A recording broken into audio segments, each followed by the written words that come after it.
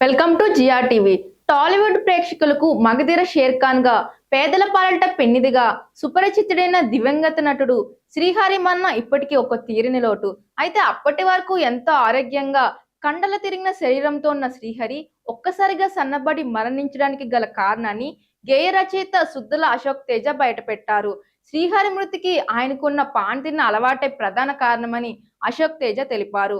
మేస్త్రి సినిమా సమయానికి శ్రీహరి ఆరోగ్యం పూర్తిగా క్షీణించింది.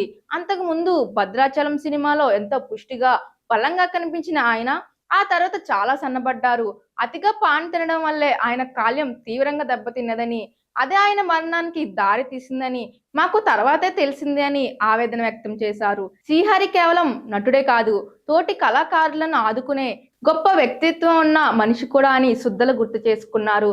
ఒకానొక దశలో సినీ పరిశ్రమలో అవకాశాలు లేక నిరాశతో తిరిగి తన పాత ఉద్యోగానికి వెళ్లిపోవాలని సుద్దల నిర్ణయించుకున్నారట. ఆ సమయంలో శ్రీహరి చేసిన సహాయం మరువలేనిదని ఆయన తెలిపారు. మరిన్ని ఇలాంటి ఇంట్రెస్టింగ్ వీడియోస్ కోసం చూస్తూనే ఉండండి జిఆర్ టీవీ.